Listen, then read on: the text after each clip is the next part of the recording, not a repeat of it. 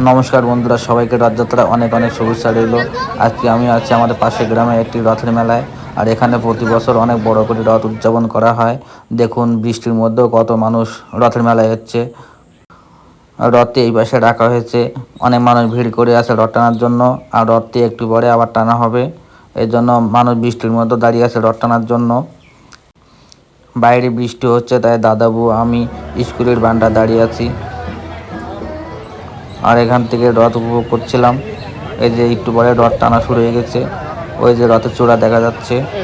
ওই রথটি মাঠের চারিপাশটি ঘুরিয়ে আবার এই মন্দিরের সামনে নিয়ে যাওয়া হবে। আর রথের মেলা বিভিন্ন রকমের জিনিসপত্র বিক্রি হয়, সেগুলো দেখতে ভালো লাগে, কিনতে ভালো লাগে। আর এই পাশে বিভিন্ন রকমের চারা গাছ বিক্রি হচ্ছে। দেখুন রথটি মাঠের ওই পাশটি টেনে এই পাশে নিয়ে হচ্ছে। আর দেখুন কত লোক রথের রশি ধরে টানতেছে। অনেক ভিড় হয়েছে আজকে রথের মেলায়। আর প্রতি বছর এই মেলায় অনেক লোকজন হয়। আর এদিকে দেখুন কত রকমের ভাজাভুজো বিক্রি হচ্ছে, বিভিন্ন রকমের রঙিন মাছ বিক্রি হচ্ছিল কাগজের মধ্যে ভরে। আর একটু রেট বেশি ছিল। হঠাৎ করে বৃষ্টি চলে আসে, তাই আমি আর দাদা ভাই একটি দোকানের নিচে গিয়ে দাঁড়ালাম। আর সেখান থেকে মাঠে চারিপাশটা ঘুরে ঘুরে দেখছিলাম, কিন্তু মাঠে কোথাও লোক ছিল না, সব লোক স্কুলের বারান্দা চলে গেছে বৃষ্টির জন্য। আর মাঠটি পুরো ফাঁকা হয়ে গেছে। আর আজকে আকাশের অবস্থা অনেক খারাপ, আকাশে প্রচুর পরিমাণে মেঘ জমে আছে, এর জন্য প্রচুর বৃষ্টি হচ্ছে। বাড়ি যাব কীভাবে, তাই দাঁড়িয়ে দাঁড়িয়ে ভাবতেছি দাদু আর আমি কীভাবে আজকে বাড়ি যাব।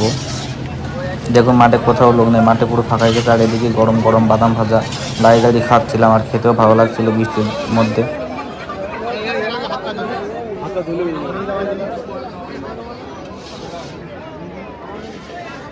আর এইদিকে বাদামওয়ালা স্টলটা দেখুন, তিনি শার্ট প্যান্ট ইন করে পায়ে শু পরে বাদাম বিক্রি করতেছিল, তাই সবাই একটু তাকিয়ে তাকিয়ে দেখছিল।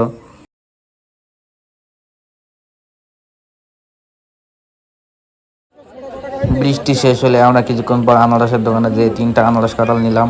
আর রথের বাজারে আনারস কাঁঠাল না হলে তো জমেই না, তাই 3টা আনারস কাঁঠাল নিয়ে আমরা হাঁটতে হাঁটতে বাড়ি চলে আসলাম।